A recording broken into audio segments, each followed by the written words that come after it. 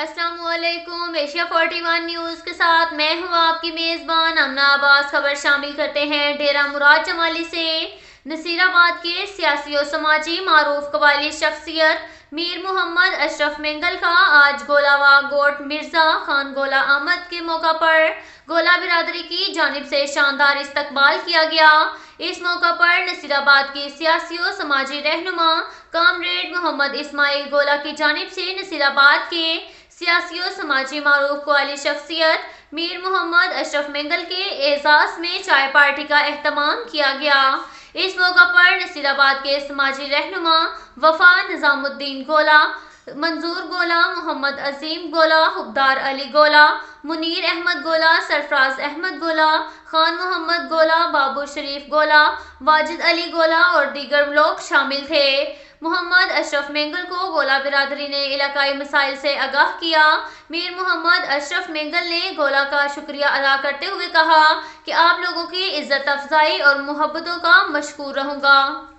اس کے ساتھ ساتھ ایک اور خبر شامل کرتے ہیں جعفر آباد سے۔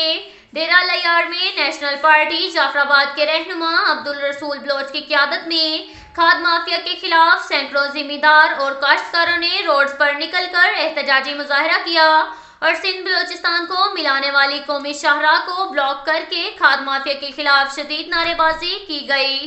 جعفر آباد میں سینکڑوں کاشتکاروں اور ذمہ داروں نے سونا یوریا کھاد کی مصنوعی قلت اور بلیک میں فروخت کرنے کے خلاف نیشنل پارٹی کے زیر اہتمام احتجاجی مظاہرہ کرتے ہوئے قومی شاہراہ کو بلاک کر دیا۔ ضلعی انتظامیہ اور کھاد مافیا کے خلاف نعرے بازی کی۔ مظاہرین سے خطاب کرتے ہوئے عبدالرسول بلوچ، مولانا عبدالمجید جتک، میر عطا اللہ خان مری اور دیگر کا کہنا تھا کہ جعفر آباد میں کھاد مافیا اور ضلعی انتظامیہ کی ملی بھگت سے کسانوں اور کاشتکاروں سے ذریعہ معاش چھین کر جعفر آباد کے گرین بیلٹ کو تباہ کر کے کھاد کی مصنوعی قلت پیدا کر کے بلیک میں یوریا کھاد فروخت کی جا رہی ہے۔ کمپنیوں کی جانب سے 1760 روپے فی بوری کی قیمت ہے، جبکہ کھاد مافیا بلیک میں 3000 روپے میں فروخت کر رہا ہے، جس کی مذمت کرتے ہیں۔ کھاد کی مصنوعی قلت سے ہزاروں ایکڑ گندم کی کاشت کرنے سے محروم ہو رہے ہیں، جس سے جعفر آباد کے ذمہ داروں اور کاشتکاروں کو معاشی نقصان کا اندیشہ ہے۔ ہم صوبائی حکومت سے مطالبہ کرتے ہیں کہ کھاد مافیا کے خلاف نوٹس لے کر ذمہ دار اور کاشتکاروں کو نقصان سے بچایا جائے، بصورت دیگر احتجاج کا دائرہ وسیع کیا جائے گا۔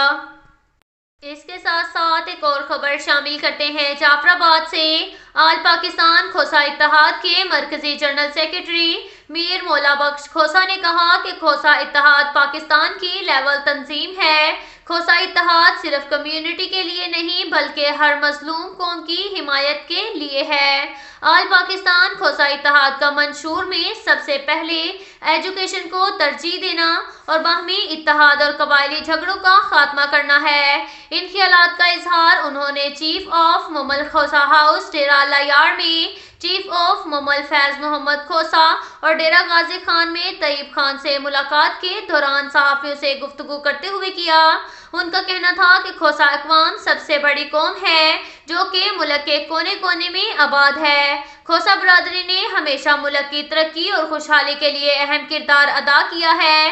بلوچستان میں ایک سازش کے تحت کھوسا کمیونٹی کے ساتھ زیادتی کی جا رہی ہے۔ زرعی پانی اور پینے کے پانی کی شدید قلت ہے۔ ہم کھوسا اتحاد کی جانب سے اعلیٰ حکام سے اپیل کرتے ہیں کہ جہاں بھی پانی کی قلت ہو نوٹس لے کر پانی کی قلت کو دور کیا جائے اور کھاد کے مصنوعی بحران سے ذمہ دار اور کاشتکار پریشانی میں مبتلا ہیں۔ انہوں نے کہا کہ ہمیں فخر ہے چیف زادہ ممل میر محمد علی کھوسا پر، جنہوں نے کھوسا قوم کے لیے بلوچستان، سندھ اور پنجاب میں دن رات ایک کیا۔ آنے والے بلدیاتی اور عام الیکشن میں کھوسا کمیونٹی بھرپور انداز میں حصہ لیں گی۔ اب تک کے لیے اتنا ہی کافی ہے۔ ملتے ہیں اگلے بلیٹن میں، ہمارے ساتھ رہیے گا۔ اللہ حافظ۔